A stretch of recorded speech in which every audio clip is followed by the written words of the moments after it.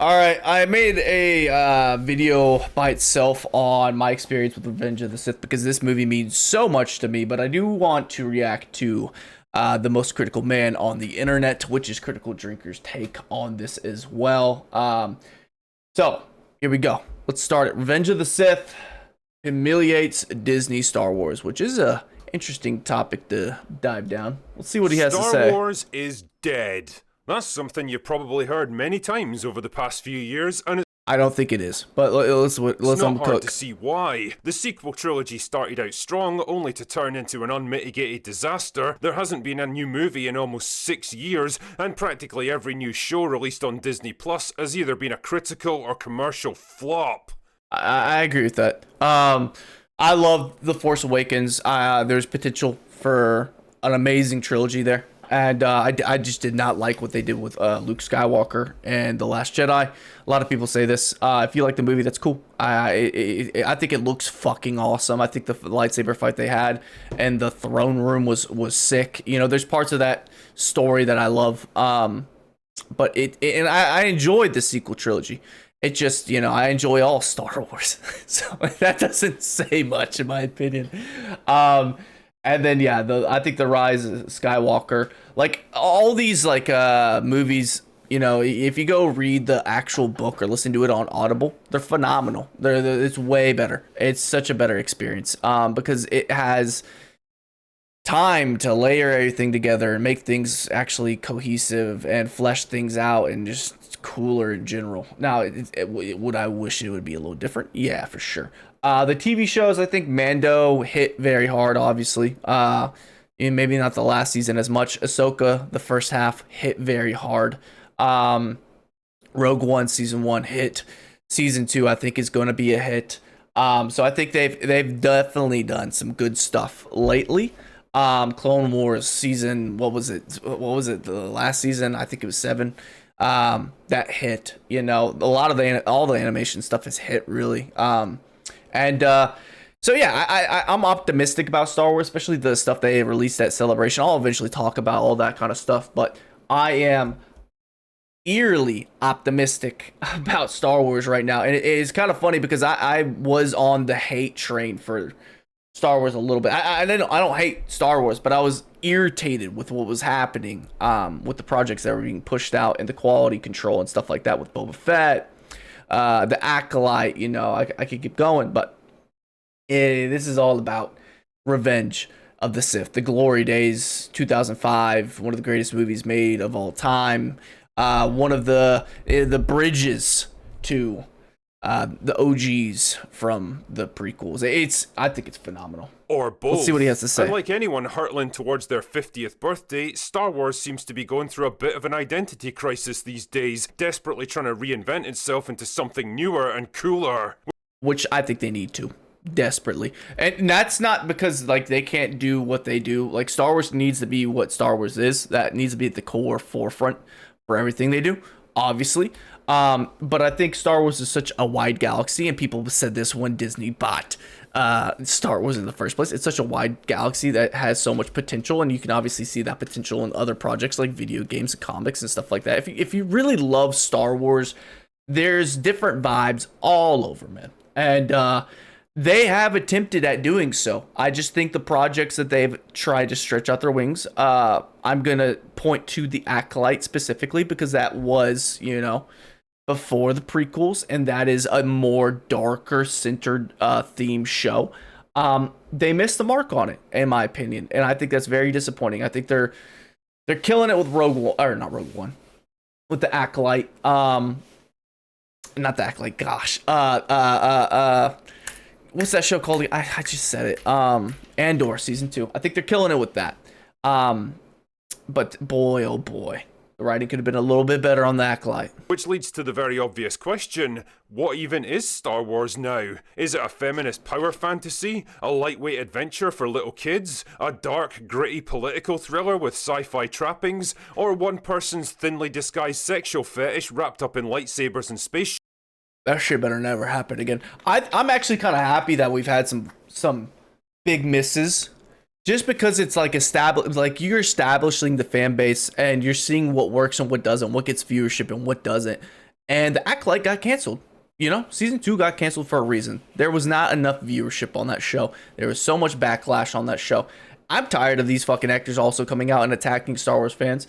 You know, John Boyega did it the other day, like a month ago or whatever it was. You know, Star Wars is huge. There's always naturally going to be crazy people in a big population. You know, a sample size that just statistically is probable.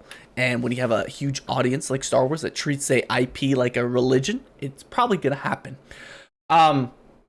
Which I don't want it to happen. I don't want, you know, actors or creators or directors or anything like that to be treated like shit. But I understand when people get mad on Twitter and they say bad things. I've been there before, and I regret that. Wish I never would have done stuff like that back in the day. But I did. You know, I've been there. So I get it. If you're mad, that's cool. I'm optimistic about the future because we have examples to point to. Like this, like so.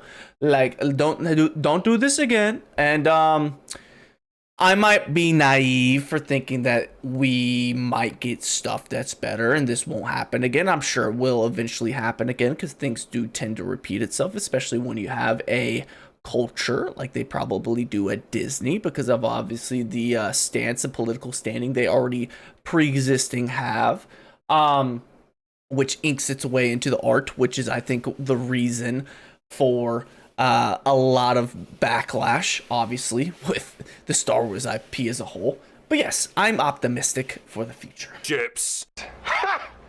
Gay! I don't really know what Star Wars is meant to be now, but one thing it isn't is successful. Andor, the latest addition to the Disney Plus lineup, cost $650 million in total and pulled in less than 2 million viewers in its first 3 days. So much money! Oh, come on! Jesus, I've had videos that get more. Hey, guess what though?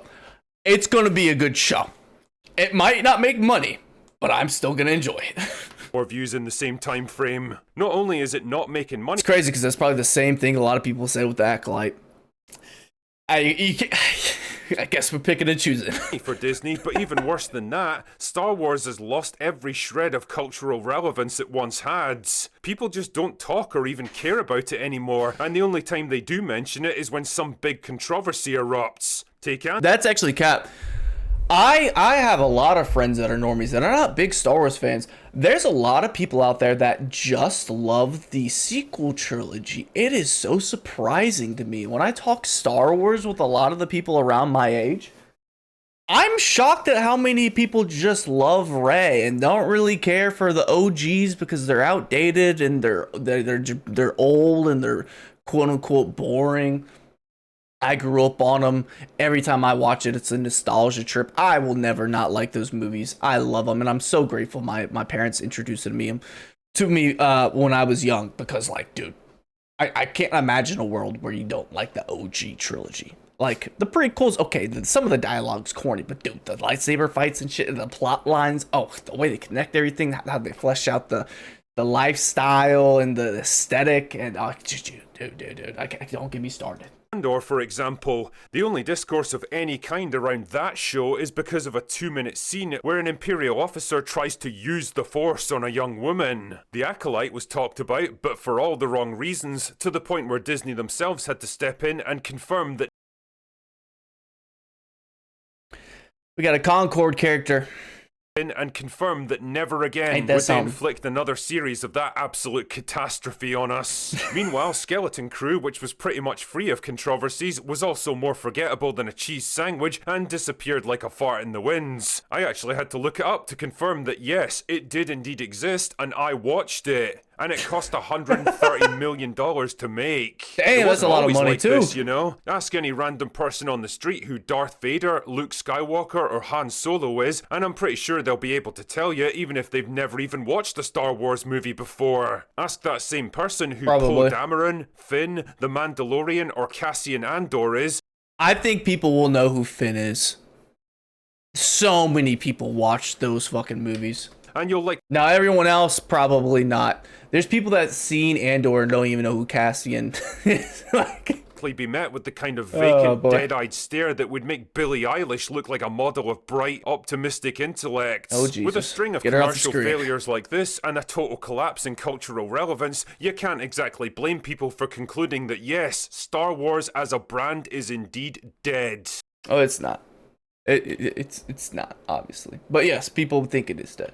But then something kind of strange happened. Revenge of the Sith was re-released into cinemas to mark the 20th anniversary of the film's premiere, which itself is nothing particularly unusual. Lucasfilm has a long history of re-releasing older Star Wars movies to mark important anniversaries. It's a nice way to revisit old classics, and for younger fans, it's a chance to experience Star Wars as it was meant to be seen, on the biggest of big screens. Yes. But this one was different. Revenge of the Sith raked in more than $42 million. It's because it's the best Star Wars movie ever fucking made. Let's be real. And a lot of people are gonna, not agree with that. That's fine. You can love whatever you want, but I think it is the best Star Wars movie ever fucking made. It is phenomenal. And dude, seeing it on the big screen again was phenomenal. Watching on the D-box seats and I'm moving around with the Starfighter point of views moving around, and oh boy, it was awesome. Dollars worldwide in its first weekend, rocketing up the box office charts like it was some commercially viable new release, instead of a novelty trip down memory lane for hardcore fans only. It would be like some old heavyweight boxer coming out of a 20-year retirement and still being able to kick ass against top-level contenders. And let's not kid ourselves here, this is not some cinematic classic we're talking about.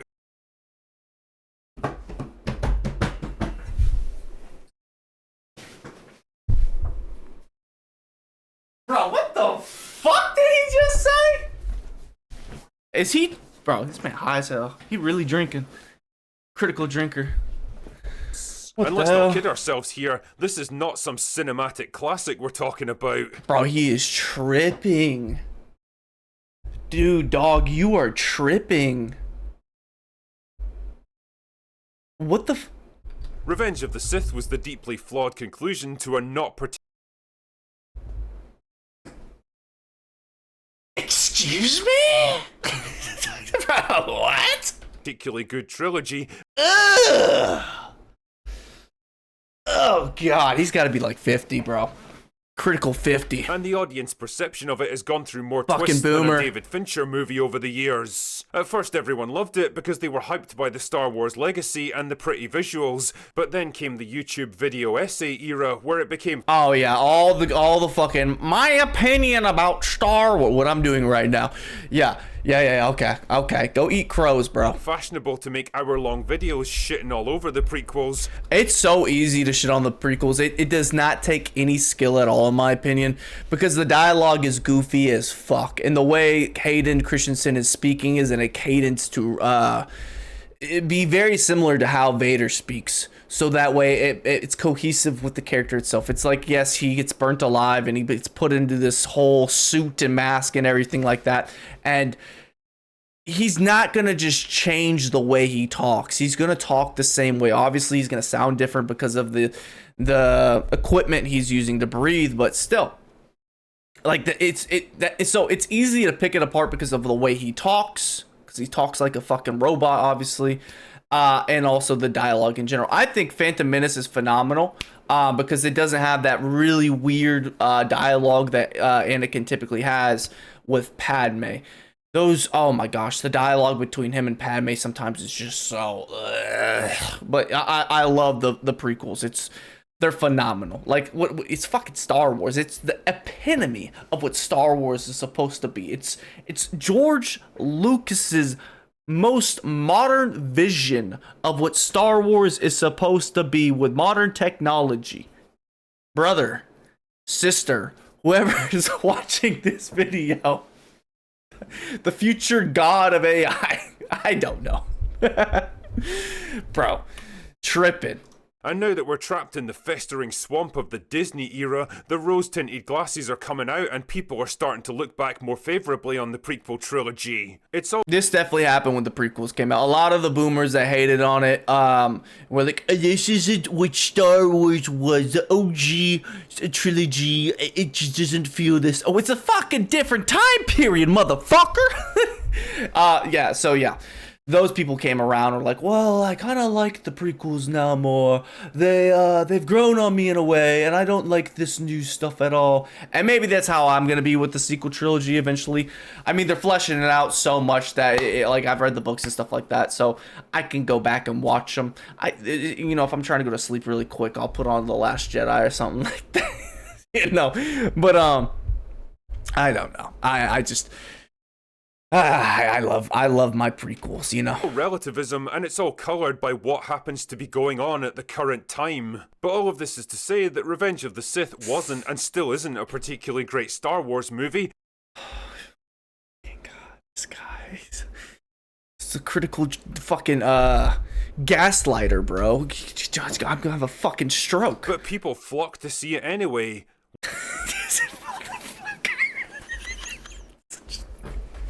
Damn it. Oh my god. I can't stand this. Well, he's fucking hilarious, but goddamn, I cannot be on a whole different perspective. Why? Because it's the last movie to come out that was still unquestionably Star Wars. Flawed it might have been, but it still embodied the core elements of what Star Wars was supposed to be about. The epic adventure, the hero's journey, the struggle between good and evil, the family melodrama, and the love story at its core. Yep. Simple stuff. I think, honestly, I have a huge bias for this movie. Obviously, you can establish that by now. But, like, there are parts that have aged poorly, and I can tell you exactly what they are because I saw them. Like, obviously, when, like, Palpatine's rolling around and his prosthetics or whatever, like, the wrinkling and stuff like that, goofy as fuck. The noises he's making are goofy as fuck. The gaffs and stuff like that, like an old grandpa farting. Like, I think there's so many iconic memes from the Revenge of the Sith that have aged so well. So having the memes and stuff like that, and watching it after 20 years of it, being out, I appreciate the goofiness of it because of the time period, and I feel like a lot of people that watch the OG trilogy probably relate to that as well. Like, there's a lot of goofiness in the OG trilogy where, just because of the technology that they had back then. Like that, like their lightsaber fight between Vader and Obi-Wan was just like tapping of sticks. Like, have y'all seen the remake, like, of what it would have been like if it was, filmed with modern technology and they use, I don't know how they made it. It was fucking awesome. I saw it like a couple of years back and they had Obi-Wan and Vader going ham at each other. It was really, really cool.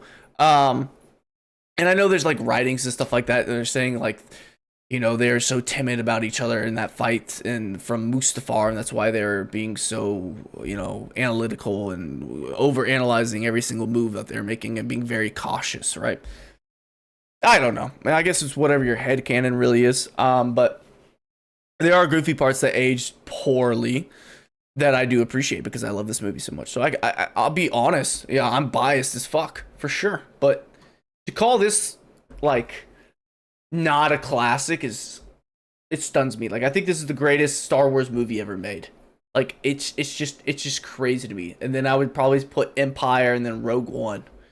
That listing might piss off a lot of people, but I think Rogue One arguably is one of the greatest Star Wars movies ever made. It just doesn't have the lightsaber is iconic, so it's just not going to be in that. It just has like a handicap on it in a way. But Empire, it's a phenomenal movie as well. A movie where, isn't that ironic? All three of those movies, it's when, the good guys lose. How about that? But sometimes the simplest ideas are also the most timeless. On the other hand, the most timely and current day of ideas are likely to become the most divisive and dated. If Disney are looking... Well, it wouldn't be dated if they had better writing, better performances. I don't know what they did with the budget on the Acolyte, but boy, oh boy, it felt a little wonky. There were some parts that were cool, like, flying on the ring of the planet. That was interesting. For an answer to the ongoing question of what Star Wars is supposed to be, well, there it is. This right here is what people want, for better or worse. Star Wars apparently isn't quite as dead as we all thought, and fans do still want more of it. Yep. The only problem is they just don't want your version of it. I also think that it's so ironic to me. Star Wars is like the name itself. It's war in the stars. Like, it's supposed to be vast. You're thinking about wars all over the galaxy, and a lot of the projects they've had, even with the sequel trilogy, like the scale feels so small, you know, because you don't flesh anything out. I think Revenge of the Sith, the pacing of that movie is so extremely fast that they have convenience, you know, propping, like for instance, where Anakin tells Mace Windu about, you know, Sidious being a Sith Lord. He already has like Kit Fisto and the whole cast of characters that's gonna get yeeted by Sidious already in the plane, like just ready to go. Like they move through the story so quickly. But it's a story covering such a huge chunk of like of a war coming to an end, and you know, wars all over the galaxy, and you have all these different environments and biomes and stuff like that. I mean, you don't get that anymore. If you get it, it's in a TV show, and it's you know, you get a different biome the next episode. You know, it's different. It's really different. It feels like we're more. I don't know how to say it, but it feels like Star Wars needs to feel bigger, and it feels small to me in a lot of ways, especially the sequel trilogy. Maybe that is something you should think about very, very carefully. Oh yeah, and just a heads up that we're down to the last few days on our Kickstarter campaign for Trial by Fire. The response has been absolutely amazing, and we've raised over £250,000 already, and now that we're on the home straight, we're pushing hard to reach as many of our stretch goals as possible. I know everyone's already been super generous, but if you're still thinking about becoming a backer, then now is probably the time to act. As always, the link is in the description, and I'll leave the rest up to you. Anyway, that's all I've got for today. Go away now. Great video by Drinker. You know, I don't agree with this opinion by any means, but solid video, man. Solid video. Definitely go give him a sub if you're not subscribed to him. But man, I did not expect this. I see where I haven't watched a lot of Drinker's content. I've seen quite a bit of it, but not tremendously a lot. So I didn't know exactly where he stood on the prequels. I got a better grasp of it now. I don't agree with him. Let's see what the comments have to say, though. You know. Let's see what the people have to say. You turn the fans against me, Disney. You've done that to yourself. Oh, well, a little reference to a meme, so I guess he likes it. Is it possible to learn to please the fan base, not from a Disney executive? Second highest grossing re-release ever. Let that sink in. That's how much we love what Star Wars used to be. No, that's how much we love Revenge of the Sith, brother. Come on now. What are we doing? That actually made me chuckle. Okay, yeah. Mason Windu, what is it? Yoda, pain, suffering, sequel trilogy. Oh god. Oh my god.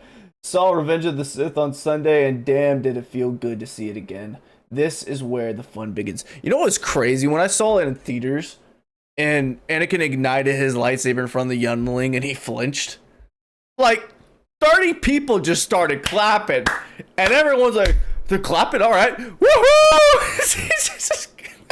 This is goofy as fuck. It was so much fun to go see this movie.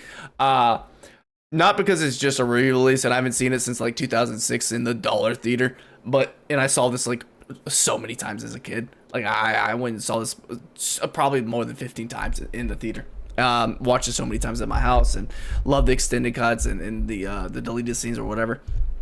Dude, just watching this movie with a bunch of fellow Star Wars fans, it was surreal. It really was like, it was like, you know, when you watch Star Wars, for me, when I watch it with my family and we're watching a movie, usually it's like Christmas time or something like that where the family's back together. It's such a great experience. You know, you get to laugh at goofy stuff. You get to, like, you just experience the movie with your family again. I love that, and I feel that when I'm at a re-release with a bunch of fans of Star Wars. It's because who's gonna go to a re-release of Revenge of the Sith? Someone that loves Revenge of the Sith. I would hope, at least, you know. But yeah, that's my whole take on it. I did try to make it like a script type video going into it, diving down the experience of the theater and what this movie really means to me and stuff like that, because it really does have a solid grasp on my childhood. and just my creative direction, how I perceive stuff with my I can't even speak, with my imagination and stuff like that. But that video might come out here soon. It might already be out. Go check it out. Go check out other videos I've made as well. My name is Trey Swish. This is the Ether. We're trying to get to 1K. And dude, hit that sub button to join the Ether. There's a Discord as well in the description of the video. Go check out Critical Drinkers video. I always drop all the information to get to all the videos we react to easy in the description below. So yeah, that's pretty much it. Love the experience, man. It was so much fun. D-box seats were sick. I got to move around and experience the movie like I never had before in the theaters with modern technology. It was awesome. You know, sat back, drank a beer, I was drinking Dr. Pepper and a water and a big old popcorn. So yeah, good times, dude. Good times. I'll see you guys in the next one. Deuces.